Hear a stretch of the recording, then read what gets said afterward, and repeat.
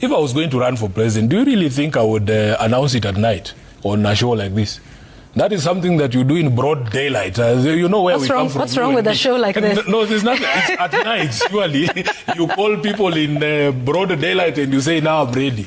You know, there's something going on in Bungoma right now. Is that circumcision season? You never do those things in the dark. You call everyone there and you stand there and the deed is done, you know. So just be patient. I think you understand that we have to gauge the public sentiment even further. We have to put in place certain things. I am very happy, like the sort of support that has come our way. It's just been humbling, Yvonne, you know. Like even when they throw jibes at us and say, oh, you people have no money. You go to a market like Kiminini and there's an old woman there. Who's giving you an old 50 shilling note. You can tell that 50 shilling note has done the rounds in that market. And especially knowing like the sort of economic situation that people are in, just what it takes to make even a sale at Kiminini market, for somebody to stand up and give you 50 shillings and say, we will finance your campaign, it's been quite amazing. We have seen a lot of support on the pay bill, people just sending us 10 shillings. Do you know how many 10 shillings you need to get 6.5 million shillings in 3 days?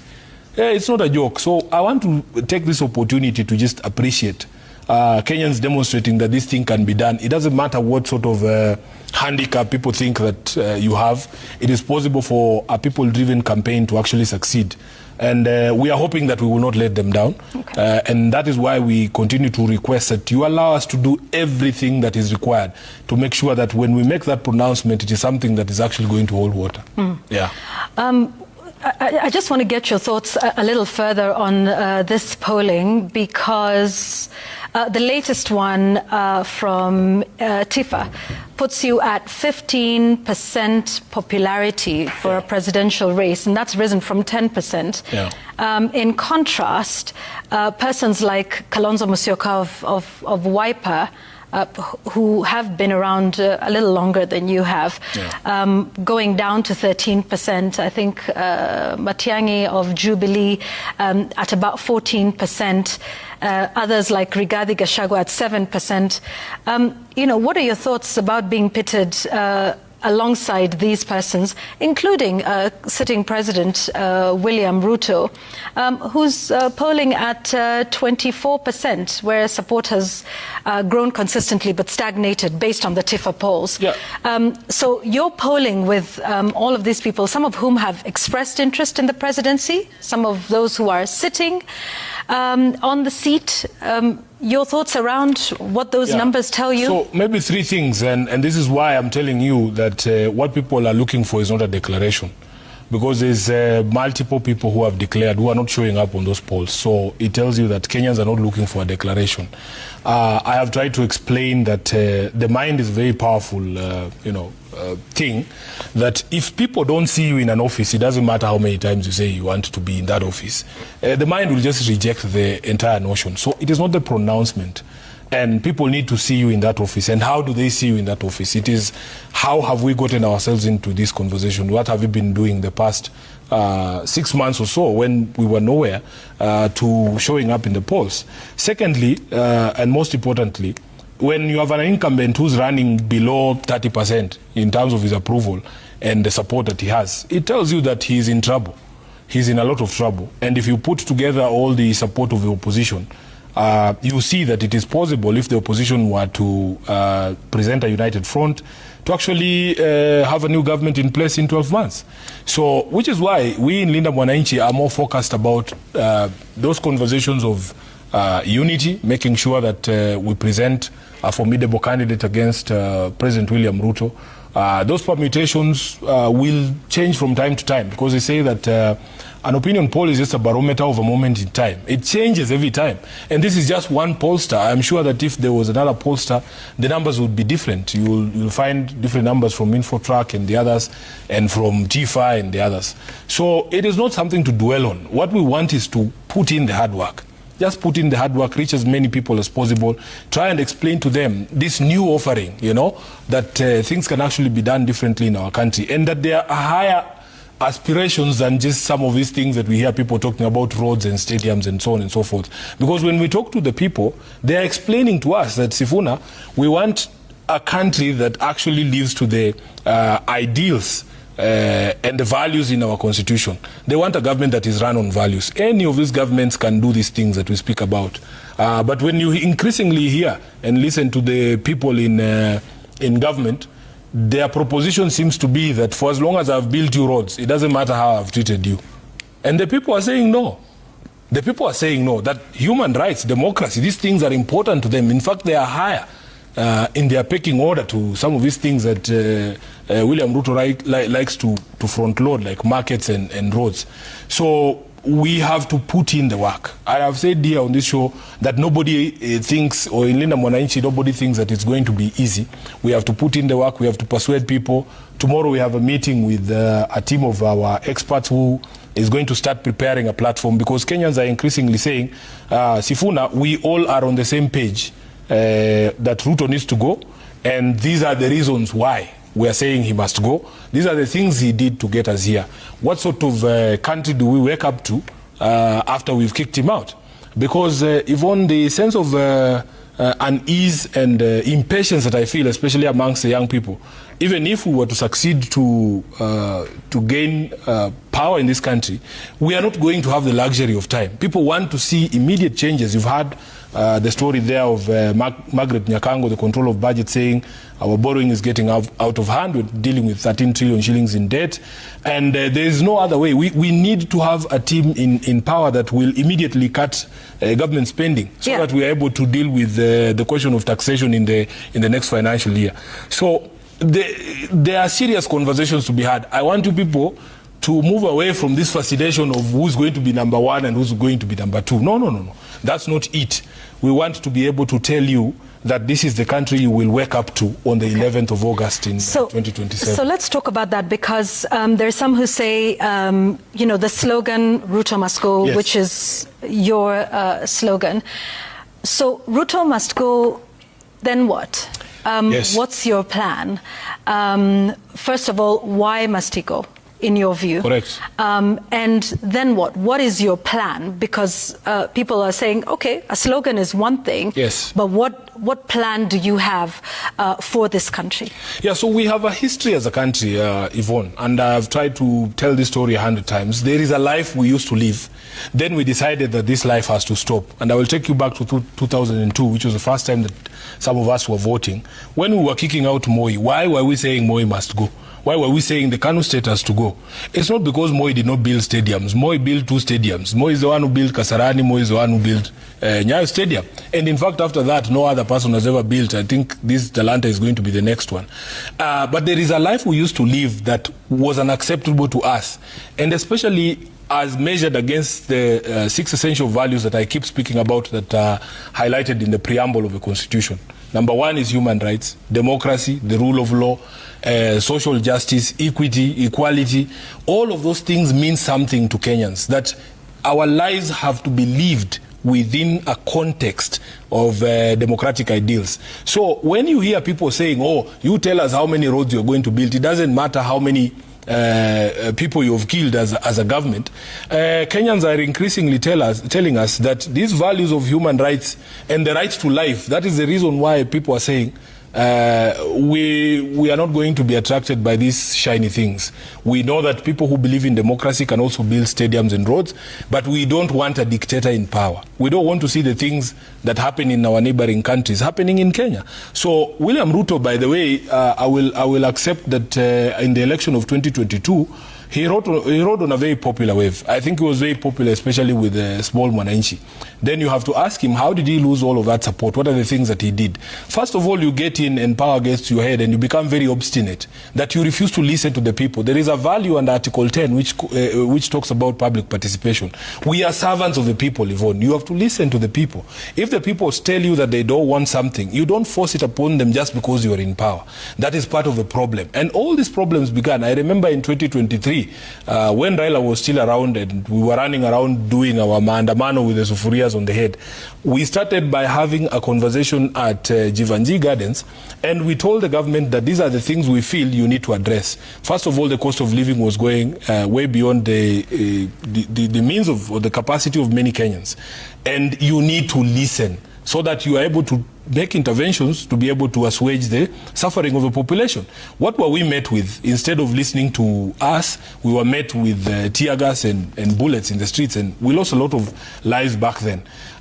Then comes the taxation. I mean, we have been in this space where the few of us who are on pay slips have been taxed to the bone, you know? And you people can tell that even the purchasing power of Kenyans has gone down because of the high taxation.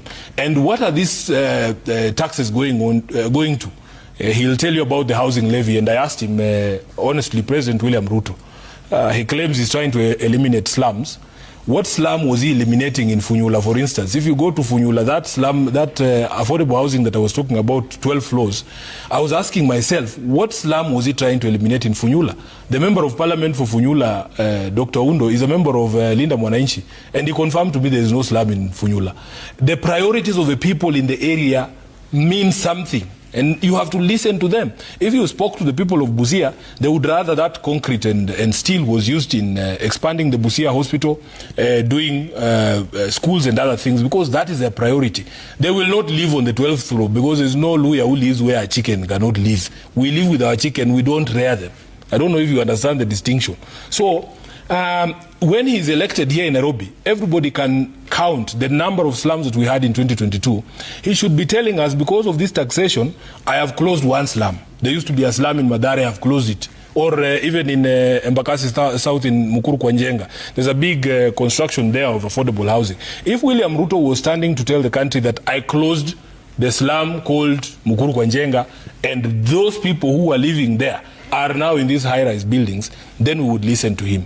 So when he does all these things, and you get to a place where the people are telling, especially the elected leaders, that don't vote for this proposal, don't vote for this proposal, but you have the head of state, because he's in a position to influence how parliament behaves, he stands up and says, I'm waiting to see which member of parliament will vote against this thing. Yet the people are the ones who are supposed to be the bosses of the members of parliament. And then 2024 happens, you know? And when it happens, all of those deaths in 2024 were actually avoidable, Yvonne. In my view, they were very, very avoidable. All William Ruto needed to do was to listen to the people. And the most annoying thing is that he waits to waste all these lives in cold blood, then he refuses to assent to the bill. I mean, surely. So he argues with us when we point out that things are not working. You see, even this thing called the university funding model, do you know how long William Ruto has argued with us that that thing is working? Even this share, he will come to accept, and even this housing levy, we are giving him time. When it comes to crunch time, he will accept, just like he has admitted that the university funding model is not working. He will come to admit that share is not working, that this housing thing is not working. You know, today we got a visit from kids from Starehe Boys Center here in Nairobi. And we were discussing with them and just wondering, like, even this university funding model, if William Ruto wanted to have a system that actually accurately identifies the most needy students and to support them, all he needs to do is to go to Starehe Center. He didn't have to play around with the lives of these kids the way he has done. Okay. And finally, on that point, you know, he comes around and says, okay, now we are going to change the funding system. But do you know, there are lives that have already been ruined, Yvonne. In the 3 years that he was experimenting with his funding model, there's people who have actually irredeemably been affected, and they might never recover those years that have been lost. Yeah. Well, to do that, perhaps coalition building might be one of those. That's the nature of our politics in this country. People build coalitions. What principles would guide any coalition you build or any coalition that you're part of? I think that's what I started with by saying we have a team of people who we believe can help us develop a platform. We're not even calling it a manifesto, because the word manifesto has a lot of negative connotations. Kenyans are used to all these lofty promises. You have a document that is 100 pages and then none of those things is fulfilled. And which is why I was dissuading you, Yvonne, from discussing these positions of, which seat are you going for, who's going to be the deputy, who's going to be number one. Those are secondary conversations. We want to start these conversations with our partners by trying to understand. First, we have a policy proposal, a platform proposal that is going to revert the country back to its democratic ideals. The 6 values that I've talked about in our constitution, because that's the government that Kenyans said they wanted when they passed this constitution. What is your understanding of rule of law? What is your understanding of freedom? What is your understanding of democracy? How have we gotten ourselves here? And what is your understanding of the sort of country that people want immediately we are able to take power? Those conversations to us as Linda Mwananchi are more important than these other things where people are saying, who do you go into coalition with, who do you go into coalition, or who you don't go into coalition with. So that is where we are. I think we should be able to have those conversations with our friends. You saw us having a meeting with the Honorable Matiang'i, and we are open about even the issues we have with them. And we say it publicly there. When I met Matiang'i at a funeral in Kisii, I reminded him of the experience we had with him in Bonchari and the experience I had with Rigathi Gachagua during the times of when he was deputy president. So we are not going to shy away from difficult conversations about some of these people's,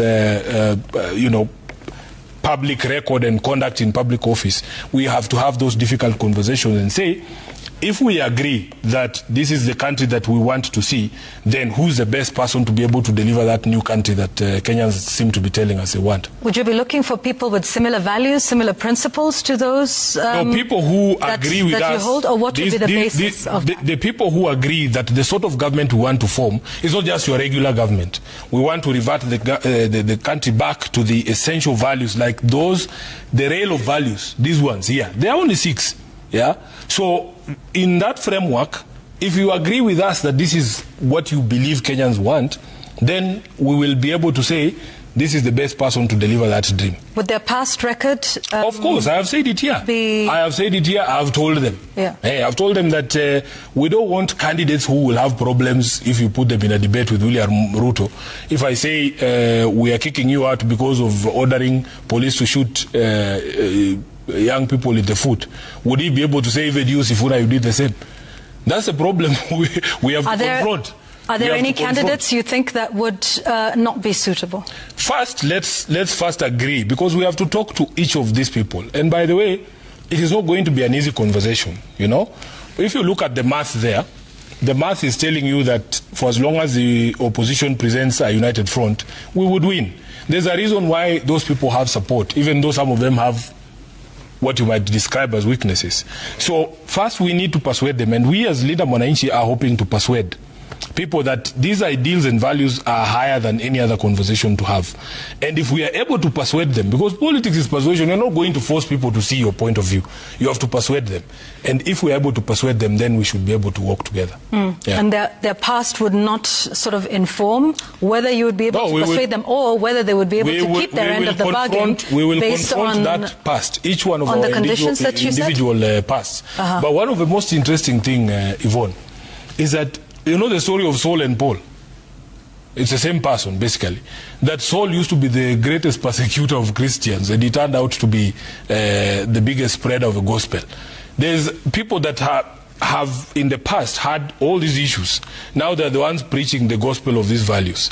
And then there's people who I used to believe, actually believed in these things. These days, they're the ones asking for dictatorship to be tuned up a notch. And we used to sit with them in the same party. We used to be the ones advancing these things and saying we need a democratic government. And then they're the ones standing and saying, by the way, this democracy is becoming too much. We need to turn up the dictatorship a notch. So on both sides, there's people who have flipped. Yeah. So if you ask me, would I rather the people who are persecutors of Christians, who have met their Damascus moment and become preachers of the gospel, would I rather have conversations with those people, or the people who are true believers who are now dancing to Satan's tune? Who do you go with into the election? That's the question that I'm asking. So someone like Governor Irungu Kang'ata, who has joined some of your rallies, is part of the movement? Yeah, he said that he's part of the movement, and we were very, very honored that he joined us. He's my classmate. He's somebody who I have known for a long time, and he has to make tough decisions about his politics at home, because, you know, at another level there is a lot of balancing to be done in these regions. So you will agree with me that, for instance, in certain areas of the country, there's people who have very strong political persuasion, and they might determine the down ballot candidates. So people will make those decisions, but at the end of the day, at least we agree that we have a responsibility to remove the current president, because he's the one who's an existential threat. He called us as members of the opposition an existential threat, but he's the one who's an existential threat to our democracy, and he needs to go. And you talk about local politics. Yeah. Well, the governor, Irungu Kang'ata, has recently thrown his hat in with Rigathi Gachagua, the leader of the DCP party. Would you work with Rigathi Gachagua? We will work with everyone who believes in these things. We will work with everyone who believes that William Ruto does not deserve an extra day in office. And for as long as that is our cause, we will work together. There is no problem. So is it about political numbers, or is it about a value-based system? Because a short while ago, you just said you needed no inducement to impeach Rigathi Gachagua as deputy president. Now you say you could possibly work with him. What has changed? Nothing has changed, because you see, first of all, as a lawyer, I will tell you there is a rule against double jeopardy. So he paid for his mistakes. He was impeached. What else do you want me to do? Beat him? He already was impeached. I already voted to impeach him. And it was for specific crimes, which we have discussed here, you and me. But I'm telling you, he's the one now who's saying William Ruto is actually an existential threat to the country, and whatever it takes that he can do to help remove him. And by the way, there's a curious thing that he says, that he feels largely responsible for William Ruto becoming president, and that therefore he has a greater responsibility in removing him than anyone else. And that is something that I agree with, because at the end of the day, we have to kick out William Ruto, you know. So if he's going to, and I've given this analogy, that if he's going to hold the leg of the animal that we are hunting, and somebody else holds another leg, and another one distracts him, and then we are able to put down this animal, it is okay for the future of the country. A lesson needs to be taught in 2027, Yvonne, that if you come to office through democratic means and then you refuse to listen to the people, or you abandon the cause of the people, and you do the things that William Ruto has done, and we have gone through how we have gotten to this particular point in time, that you have to be removed. And I think it will help our democracy, so that even the next person who succeeds William Ruto in office in 2027 will know that for as long as you depart from what you promised Kenyans and you start doing your own things because you think now you are a big man, you'll also be kicked out. So this is all about political expediency. This is about both. One man for you. It is both, absolutely, because I have said he is worse than even that Rigathi that you're talking about. He is. Let's talk about funding for a moment. We're seeing you receiving money from members of the public at the rallies, and you've got a pay bill number. How much have you raised so far? I think as of today we had, I think, 6.5 million shillings on that pay bill number. And I continue to be eternally grateful, because Kenyans are changing the conversation. Even in mature democracies, actually it is the public that finances leaders to be able to run for office. And it all started with this notion that somehow we in Linda Mwananchi do not have money to be able to run a campaign.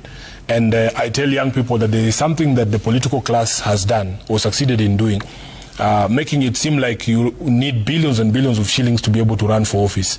It is part of a self-preservation strategy by the political class, because it scares away, especially young people. When you hear the figures that are being thrown around, you're like, where am I going to get 4 billion shillings to run for office? But I am saying you don't need 4 billion shillings, you know? So the people hear that, these guys are saying that Linda Mwananchi cannot run for office because they don't have money. Well, how about we finance this thing ourselves? Number two, there was one of the prominent persons in the country who said, forget these 10 shillings, you can just call me and I'll give you 1 billion shillings and you'll be able to be on your way. And the public are saying this is part of a problem, because if you have a few wealthy donors who then give you all the money that you need, you will all those people going into your administration. And maybe if the interest of those few people clashes with the public interest, you are more likely to listen to those who gave you the money to campaign than the public.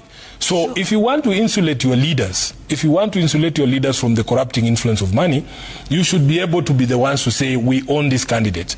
And it has worked in many, many democracies. I remember when Bernie Sanders, the senator in the US, was running for office, and even Barack Obama himself, he received one of the highest small donor contributions for his campaign.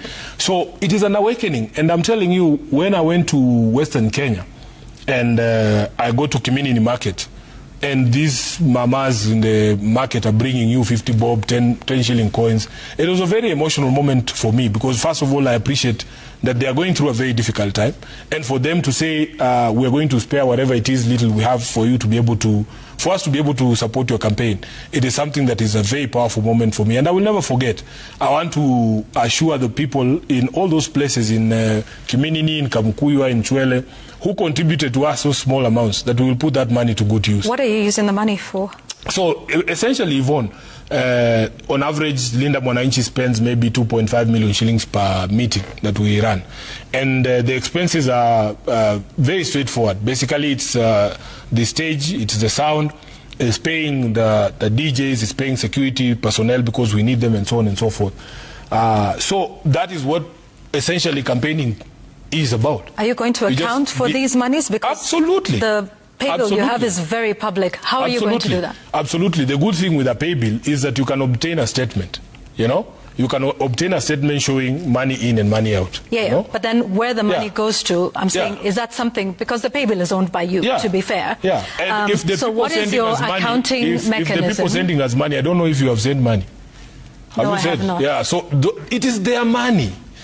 It is their money, and they are choosing voluntarily to send that 10 shillings to me. If Understood. That mama in Kamukuywa asks me, Sifuna, where did my 10 bob go, I will explain to them where that 10 bob went. My question is this. No, my question is this, because you have a public paper. Yes. You know, you put it up on social media. Yes. What is the method of accountability on that same platform with the same prominence? Do you have a plan that says 6.5 million shillings is here? Yes. How do you plan to do this accounting? Do you want to hang on? You can actually show a spreadsheet of your expenditure. Are you going to do a spreadsheet? If the people who have given us money ask. Can I ask the question? Yes. Thank you. And I would wish you speak about your money, Yvonne. Don't speak about other people's money. No. We're here. We hold this job in public trust. And the questions we're asking are questions by the people. These are not taxes. They may not be taxes, but they are money that is owed to people. And if you were looking at this as a position of leadership, and to act as an example that you say would be different from others who are in office or others who desire the same position, my question to you is, what is your form of accountability? Is it going to be after every county trip? Is it going to be every 6 months? Is it going to be every year? Where does this public, accountability happen? I don't know what the people who have contributed to the pay bill, what format they want. If they wanted daily accountability, it's possible to do it. If they wanted monthly contributions or monthly accountability, it's possible to do it. So what we've been doing... But what is your method of accountability? Aside from what the people want, do you not feel you have a responsibility from the 10 shillings and the 50 that you're getting? So what is your promise of accountability to them, rather than putting the responsibility on them for asking? At the end of this campaign, at the end of this campaign, we will account for every coin that we have received. We will tell you, on this day, X amount of money was withdrawn. This is what it went to. You know, because we are not looking for personal enrichment from that pay bill, Yvonne. And we have a responsibility, I agree with you, to the people who are contributing that money, to be able to explain to them that they are able to see this is the work that has been done in terms of, but they understand that they are facilitating this movement to be able to reach as many people as possible. So when you see 2 back-to-back rallies succeed, if for instance they look at the sort of set up in Bungoma and they're saying, no, Sifuna, that cannot be 2 million, it would be a problem. But you can see, by and large, they know. They can see what sort of setup there is. But knowing so at the end of the campaign, seeing and understanding are two different things. I agree. So at the end of that campaign, when we close that pay bill, we will account for every shilling that was put there. So, should there be any limits to how much campaigns should receive? I don't know. I think there is a law capping how much a campaign can spend, but I don't think that there is any law limiting how much money a campaign can receive. There are operational guidelines that have now gone before the National Assembly. I believe they are with the Committee on Delegated Legislation. They've already received memoranda. There's public participation ongoing on the same. Should those guidelines be passed and applicable in the next election? There is enough time now as compared to last year. Yeah, personally, I've always supported the capping on campaign financing because, as I told you, one of the biggest hurdles to participation, especially of young people and people generally in politics, is the restrictive resources that are required. And you can see that it offers an advantage. Because then you are able to be in more places than your opponent, to be able to do some of those things. If you saw, for instance, the campaigns in Malava and campaigns in Olkalau, it's ridiculous the sort of money that is being spent just on a campaign for one seat. And the question then becomes, what is the plan for the return on investment that is put there? And it can only be one answer, Yvonne. So if those regulations come, of course, I am one of the biggest supporters for capping how much money a candidate can spend. My self-interest, of course, dictates that I support it because I actually don't have that kind of money that I see people spending around in campaigns. So let the regulations come. If a capping is put, we in Linda Mwananchi have always believed in and preached rule of law. We will comply with those regulations. So you say you're funded by the people. Is there any organization, person you would not receive funds from, that you would reject if they offered? Yeah. I think there's characters whose reputation is known. I don't think that we would accept donations from some of those people. Because we would doubt their motivation, you know? What is your motivation? I said I would rather be indebted to 10 million Kenyans who send me 10 bob each than two people sitting and saying we have 5 million shillings each, you know? Because there's always a motivation behind it. And we are hoping for a clean break, and that is why we are saying the public needs to insulate some of these movements from that corrupting influence of money. So you would also tell the public you received 10 shillings from... I have publicly refused to take money from someone, Yvonne. Okay. I said it. So why are you asking me a question that you know? I have said publicly, there's someone who offered me 1 billion shillings and I told him to keep it. Is former President Uhuru Kenyatta funding your campaign? No, he's not. Have you spoken to him? I speak to him because he's the party leader of Azimio. I do speak to Uhuru. Yeah, and he's a friend to, was a friend to the late Prime Minister, Raila Odinga. So when you run into him, you talk to him. You will avoid him. So he's not funded? No, he's not. Does he make any other contribution of any kind? No, maybe just encouraging us. When he speaks, and he does it in public, he says young people need to be encouraged to take leadership. You've heard him saying it. And that young person is you? Young people. This thing is not about Sifuna. Yeah, I'm asking a question. I'm sitting down now with Sifuna, so the questions will be directed to you. He has publicly encouraged young people. Yeah. I am 44 years, by the way. I doubt that he's even talking about people like me. He's talking about the young people aged below the age of 35. He wants them to participate in these things. And I'm happy that many of them are answering the call. You can see many of them are offered themselves to be MCAs, MPs, senators, even governors. There's a very young governor aspirants that I've seen in Linda Mwananchi rallies. And that is what he's been encouraging them to do. Has he encouraged you in the Linda Mwananchi movement? I'm already in leadership.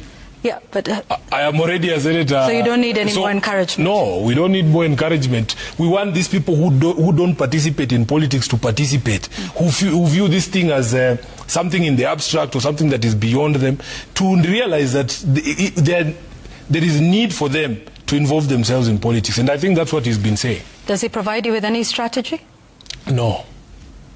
None at all? No. Okay. Yeah.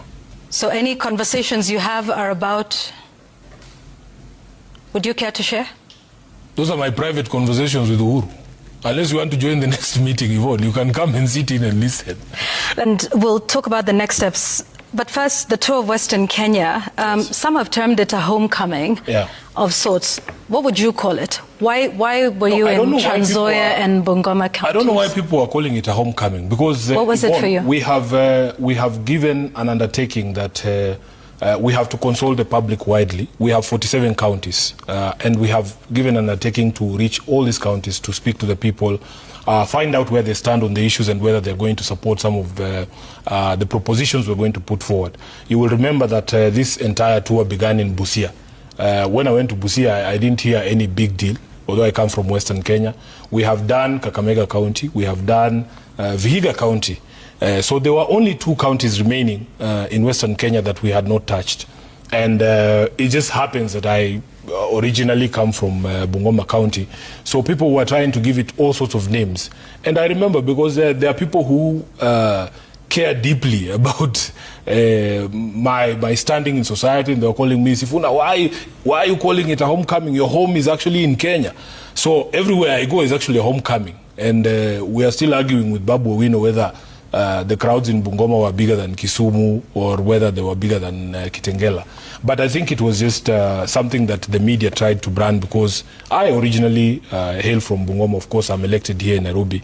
And I think a homecoming for me would actually be here in the capital, because this is where I'm elected to serve. So it's one of the 47 counties, and we have to go to all these counties. I think we have done 16 counties now. There's quite a number to go. I think there's 31 left, and we will go to every corner of the country, because that is what is required to be able to ascertain whether we are a movement that is consequential, that we can actually produce viable candidates in 2022 in all the positions that are available for election. So trust that we will go to Turkana, we will go to Wajir, we will go to Mandera, we will go to Marsabit, we will go to Garissa. And because they are calling me Wakenya now, I can assure you that all of us will be homecomings for me as well. Yeah. So a homecoming for, you say you would consider a homecoming, Nairobi might be a homecoming? Like that is the center of the country, it's the capital of the country, I'm elected here. I think that would be a homecoming. Okay. I suspect so. All right, and we're back with Nairobi Senator Edwin Sifuna talking about a raft of issues. We're also getting to your questions in a moment. But first, I'd like us to listen to a clip from one of the leaders in ODM, that's Junet Mohammed. Na unajua waziri, wakati tulikuwa tunafukuza Gachagua kazi, kuna kitu ilitembea hapo, huko bunge. Wacha niseme ukweli. Kuna kitu ilitembea nini? Na accounting officer alikuwa mtu naitwa Aaron Cherioti, ndio alikuwa accounting officer. Wengine nimeona wanarukaruka hapa, walikamata hizo vitu na hawakujenga boma.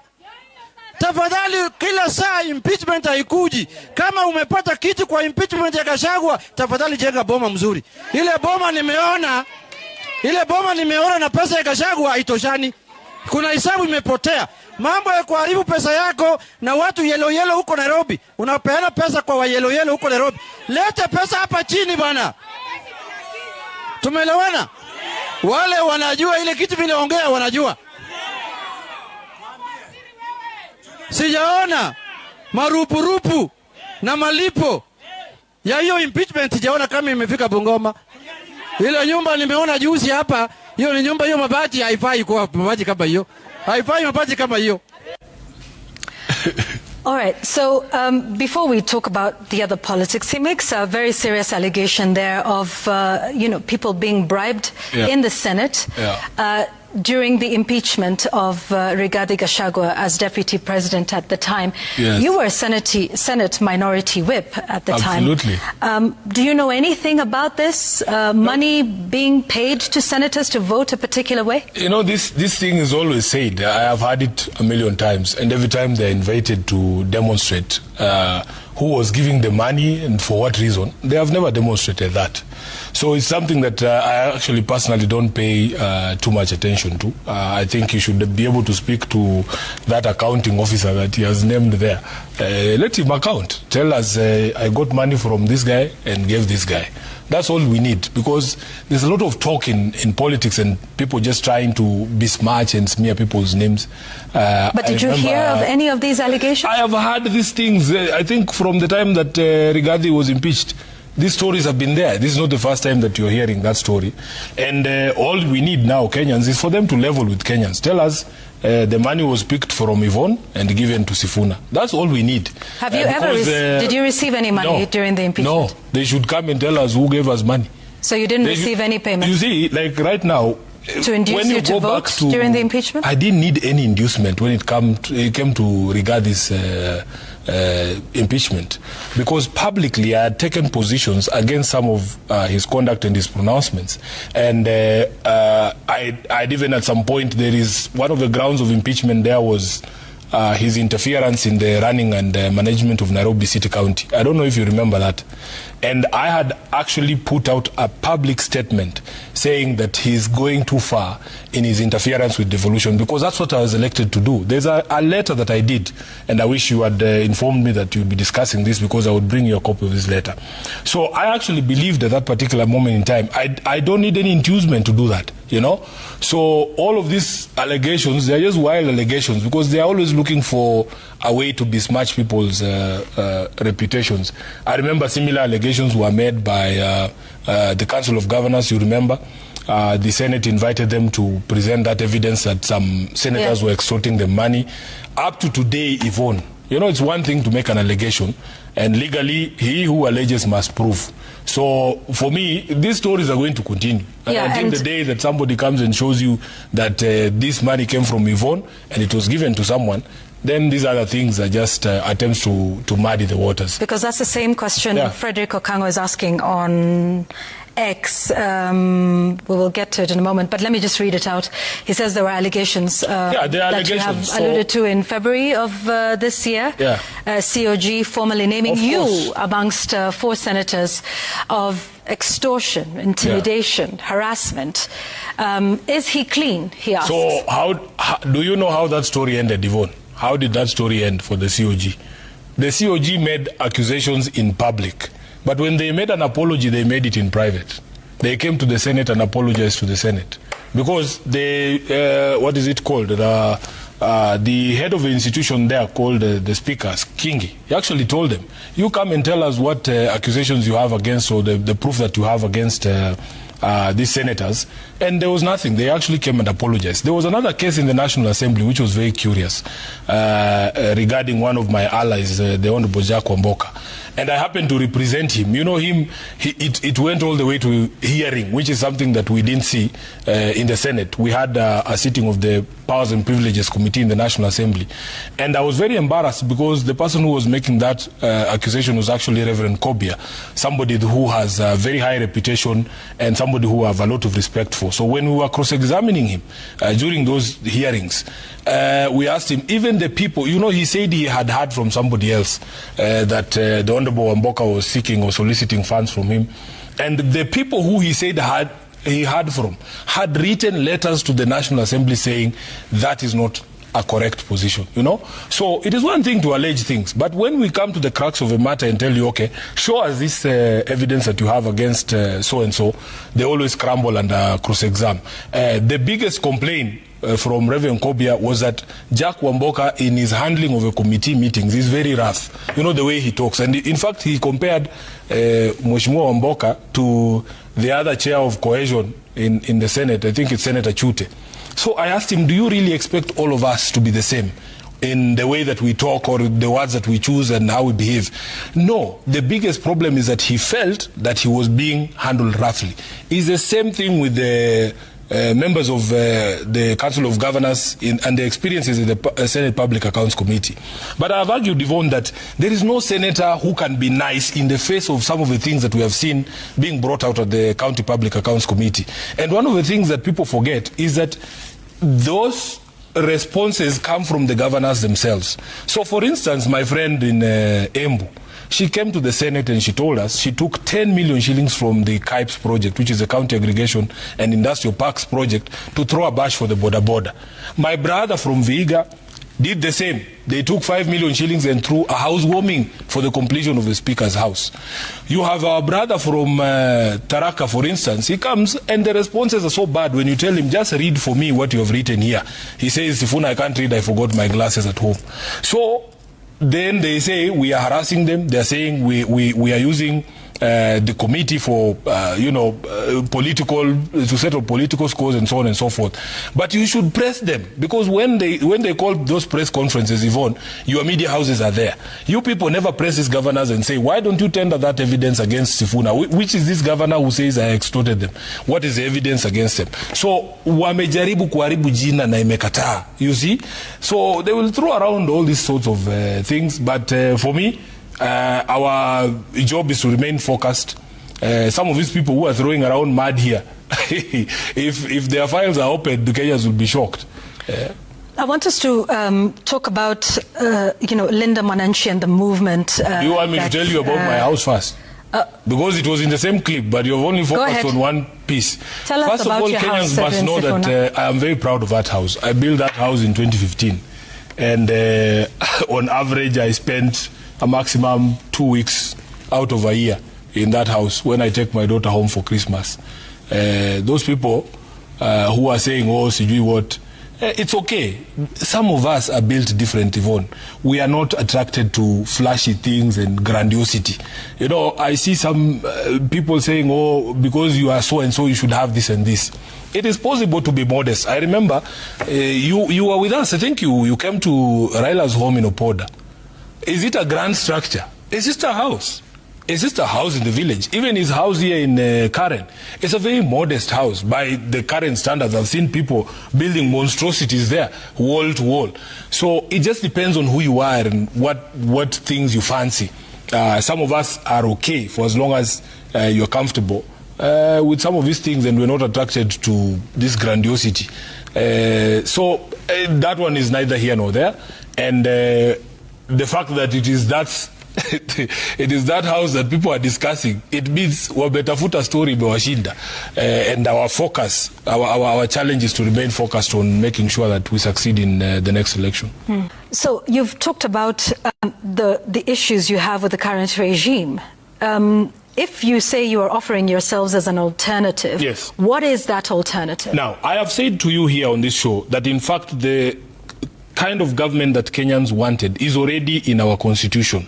Because of the history that we have suffered, Kenyans want a very specific government. One that is based on the essential values of human rights, equality, freedom, democracy, social justice, and the rule of law. These are not abstract concepts, Yvonne. You see, I give the example, for instance, if you are a country that is governed by a rule of law, there is investor confidence, and I want young people to understand that it is the private sector that invests and then creates jobs for all of us. I have given examples of this institution here, where we are, Royal Media. When SK Macharia was trying to start this media house during Moi's time, you remember all the tribulations that he went through. There was times when his licenses would be suspended. They would come and raid the facility and take away equipment and so on and so forth. If you were to ask Yvonne, how many people work at Royal Media Services, for instance, all your radio stations, all your TV stations, and then how many families, directly or indirectly, are actually involved in this entire operation called Royal Media Services? So the rule of law is such that SK Macharia knows that he can invest his money in this business. He knows that the government is a licensor. If he has a problem with the licensor, for instance, the government cancels the license for Royal Media Services, he can go to a court that will actually give him a fair hearing. And if the court determines against the government, he should know that the government will obey that order. But we are in a situation where William Ruto runs the country by the so-called Mambo ni Matatu rules. So 1,001 cases here. You are told, okay, you have won the case in court, but tutakutana na wewe kwa ground. You have situations where nobody knows what the sanctity of title means anymore. That how, for instance, do you invite an investor to come and buy a piece of land here in Kilimani to put up a plant or whatever business they want to start, and then the next day they wake up, they hear that that piece of land has 3 titles. One of them is held by the Senator of Nairobi, and that even if you take me to court, I'll either speak with the judge behind the tent or send people or goons to occupy the property, and you'll never have your property. So I need to understand that investors look at some of these things, which is why sometimes when you see these investment contracts, when it comes to dispute resolution, they take them to arbitration in London. Why? Because they don't trust your judicial system. They're not going to put money here. Secondly, Yvonne, corruption is such a big problem for job creation that you have these investors complaining that before you even break ground on your project, you have everybody from the area chief to the MCA to the MP to the senator all the way to the president hassling you for either a direct bribe or a piece of the shares of the business, and that you're not going to be able to do business if you don't accede to that request. So if we do away with all these things and we create an even playing field so that nobody feels like they have to give the president a piece of their business for them to invest in Kenya, we will create more jobs for our young people. So it's easy to say, yeah, we'll do away with corruption and this is what we're going to do. How would you, in a way that you feel is not being done today? Yeah, so because the vibe that is coming from the top, you know, they say, and I'll take you back to 2002, you know, the person you elect sends a certain signal as to the things we are going to tolerate and the things we are no longer going to tolerate. So when Kibaki gets elected in 2002, he never issued a decree saying that if you see a police officer receiving or asking for a bribe from your matatu driver, you should arrest them. Kenyans were doing it on themselves. And in the converse, if everybody knows that Sifuna as president has a cut in this airport deal himself, what stops me from also asking for my cut, you know? So there is a vibe that comes from the person who's at the top, that certain things are no longer going to be tolerated, and the team that he assembles to be able to deliver that dream, which is simply not the case right now. And do you have that vibe?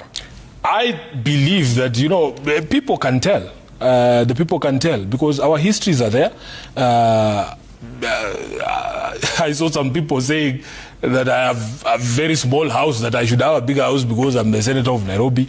They have called me the poorest senator from Nairobi. If I wanted personal enrichment, I could actually do it. I will tell you the story of how Tomboya Social Hall was about to be grabbed one time. And they come and tell you, oh, Sifuna kuna kiwanja tunataka kupiga hapa. And it is good money. It's not bad money. And I tell them, those things me I'm not doing. And then I take the question of Tomboya Social Hall to the Senate, and I call the CS for lands there, Alice Wahome. And to her credit, she comes and cancels that title that was given to the private developer who took over Tomboya Social Hall. So it depends on everyone's disposition. You know, we are raised differently. Some of us, where we come from, if you steal someone's chicken, it's a big problem. But then there's people who actually are regarded as heroes if they come and raid your kraal and take all your cows home. So we are socialized differently. Yeah, you know? But socialization is one thing, and I wouldn't want to speculate over how other people are raised or socialized, but it goes beyond that, doesn't it? It does. Some type of personal conviction. It does. What about you makes you a leader? What is it about your experience? And because that's what I'm saying. Hang on a second. You've heard some people say, well, what's your experience? What is your background? You know, what have you done? What's your portfolio? So tell us, if you are offering yourself as an alternative, what about you that makes you different from not just the incumbent, but everybody else? But that is for the public to judge, because you see, as an elected official in this country, there's somebody who has been in the public space for all this time. Our lives are out there. Our lives are an open book, and you can always judge. I don't want to be like the person blowing my own trumpet, and you can look at someone's history. I remember in 2000. No, but beyond blowing your own trumpet, in 2022, when we were explaining to the country that a leopard does not change its spots, that the history of people determine how they are going to act in the future to a certain degree. If, for instance, your entire public life has been scandal-ridden, you have been found by a competent court of law to have grabbed Muteshi's land, for instance. There is questions about how you acquired your hotel in Langata, that used to be public land. How would people be shocked if you behave differently in office? They shouldn't be shocked. So our entire histories are there. And what is your history? You know, I have been a public figure for the past 12, 15 years. Tell us. So I can't go through that myself. You are the people to judge and say, has Sifuna used the opportunities that he has been given by the public to enrich himself? Have you? Am I fundamentally different in terms of the wealth that I have? Are you? I am not. That's the point that I am making. Are you fundamentally different from everybody else? Not everybody else. I am saying, let everybody's history be the one informing your choices about how you feel these people are going to behave in future. Look at us and use a fine tooth comb to go through all of our opportunities, all of our moments in history, and you'll find out who's the best person. I'm not saying that I am an angel, but would people want to know about your value system? Of course. What you hold dear? And the value system is not something you sit and explain on TV. It is a lived thing, you know? It is throughout your entire life, how you've behaved in certain areas. And the question about experience, for instance, I went to mass at a church in Kitale called Cathedral of Immaculate Conception. And the preaching that day was actually that story of how, what's his name, David's son, Solomon, became the king of Israel. And God visited him in a dream and asked him what he would like. And it was a very simple request. He said he would like understanding to be able to govern the people and discernment to know right from wrong. That is all you need in leadership. Because I think if you know right from wrong, you will not do some of the things that we have seen this government doing. And we hope that we will put together a good team that can be able to plug the gaps. Because as leadership, you must accept that you don't know everything. I think the know-it-all attitude of some of these leaders is part of the problem that we have as a country. And you must accept that, for instance, Sifuna is, you know me as a lawyer. I am not an economist or an expert in economy. But I recognize that there's people who actually have spent their entire lives as economists. So give them opportunity to be able to advise you, listen to their advice, and carry out that advice. Okay, listen, let's cut to the chase here with what happened in Western Kenya, what you said, SG to HE. Edwin Sifuna, are you interested? Are you running? Are you considering running for President of the Republic of Kenya? I think the straight answer is that as Linda Mwananchi, we are very, very strongly considering the prospect of running a presidential candidate. And that is something that I think is clear. It's coming from the people themselves. They are asking us because there's things that they see that we represent. And we've gotten ourselves here by largely listening to the people. There's a lot of work to be done, Yvonne. I have spoken to you about the tour of the 47 counties. It's not easy to run a presidential campaign. I mean, even just from a constitutional perspective, you need at least 25% in at least half of the counties. We have not even done 20 counties. We are begging and pleading with the public for some level of patience for us to be able to actually ascertain that the support is solid. You have had conversations that this is, somebody compared it to Moto ya Gazeti. We need to know, but you know the beauty is that they started calling it Moto ya Gazeti in February.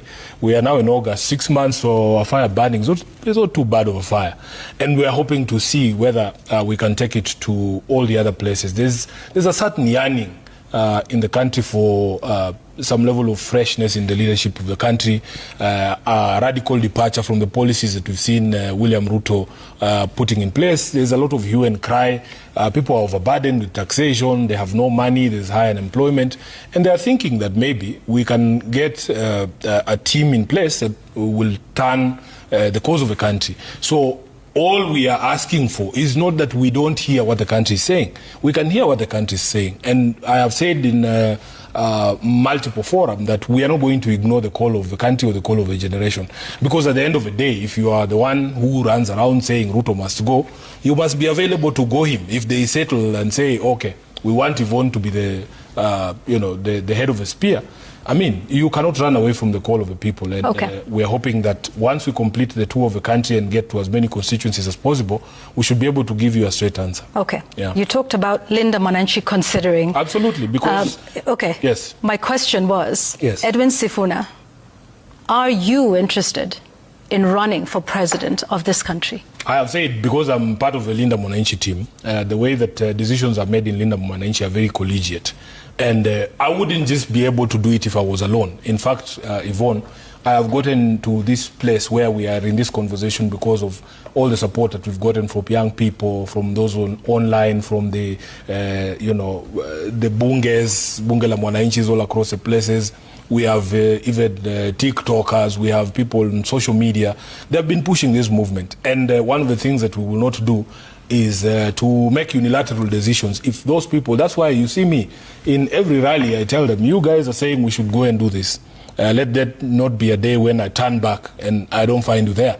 So that decision has to be made together with the people so that it is a decision that is owned by everyone and not just Sifuna, And I've tried to plead with people not to make this thing about Sifuna, because at the end of the day, we need to rescue this country. It could be any one of us. Okay. However, at the rallies, yes, it is mimi ndio Sifuna, sisi ndio Sifuna. Yes, absolutely. So by and large, even when it is a Linda Mwananchi rally, you are seen as the leader of it, the figurehead of it. I understand that, but I'm saying all those people who are calling themselves Sifunas can be president. There's no bigger Sifuna amongst all the Sifunas in the country. And if they asked you to run for president? That's why I'm saying we should make that decision together. Okay. And if that decision is made, what I know is, and they say run for president, is that something you would want, you would do? I've told them, for as long as I don't turn back and find you guys have disappeared. And that's why you see me asking them, Monani Chocha, Diboto ya gazeti. And then they say no. So let's see. Because we have a lot of work to do in order to have a viable candidature, in order to have a viable campaign. But I am not one to run away. You know that. You've known me all these years. There's no day a responsibility will be placed to me or a call will be made to me and then I run away. We have to answer the call of the country. We have to answer the call of our generation. And I believe that if the people feel that this is the best way for us to proceed, we will not say no. We will proceed with the people. So you say Linda Mwananchi is looking at the possibility of putting up candidates? Absolutely. Absolutely. Is that just presidential? No, is presidential candidates across the ballot. Because is presidential one of them? All the positions that are available for election in 2027, you can see us running around. We have a host of candidates, from MCA candidates all the way to governor, members of parliament, members of the Senate, and so on and so forth. So our responsibility actually, and as we transition into August and the election period proper, is to get structures, is to get structured and organized so that everybody can know how to plug in. Because as it is right now, Linda Mwananchi still remains just a movement of the people, and people would want to know the sort of structure that it will take and how they can plug in if they wanted to be volunteers, if they wanted to donate, if they wanted to run, to vie, to be members, and so on and so forth. So I think that is the period that we're getting into, and you will see a lot of movement to other direction in the coming months. Yes, I'd like us to talk about that, Linda Mwananchi. Yeah. For now it is a movement? Yep. Party? No, it's a movement. I mean, is there a future of it being a party? On what platform, for instance? Yeah, so you have seen that Linda Mwananchi has drawn its membership from across the political divide. Amongst the founder members of Linda Mwananchi are members of the Wiper Party. We have members from other political parties who have said that they identify with the movement.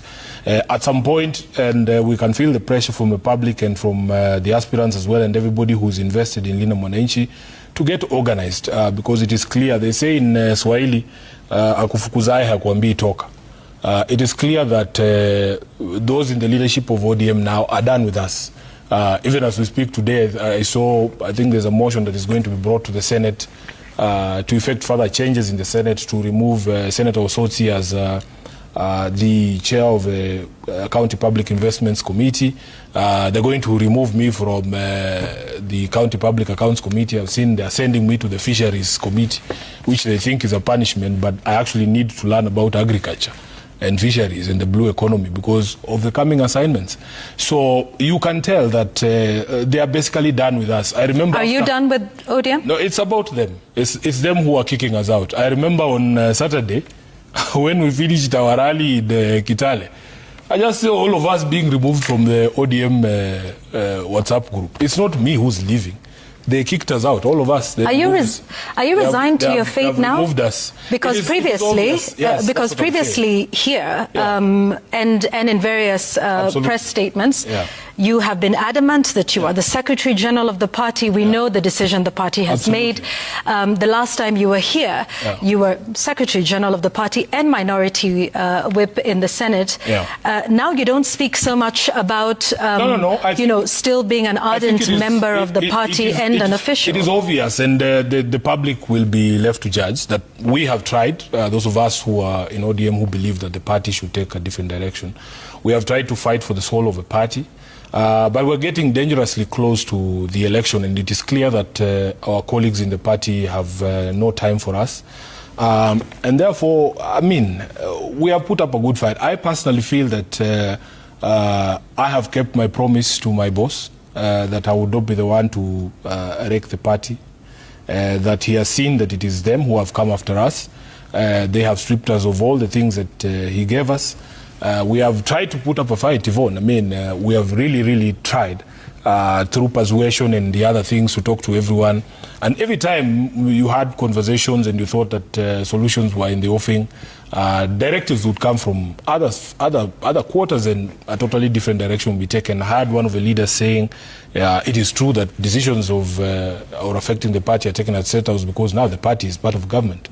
So, I think members of ODM will be left to judge on who is right and who's wrong and who has, kept the promise to Mzee and who hasn't. But by and large, if the polls that we're seeing are anything to go by, I believe that members of ODM know what has transpired and the reasons for some of the decisions that we must take now. So you will not challenge your removal any further? No, I think we are getting into the election time proper, and the sort of belief, trust and expectation that has been put upon us in Linda Mwananchi does not allow us to keep mourning for too long the things that we've lost. They are saying they will give us these things back. That is where the story of SG to HE came out of. And therefore our responsibility is to get organized so that we don't let all these people down. So really, right now, we have to focus on the future.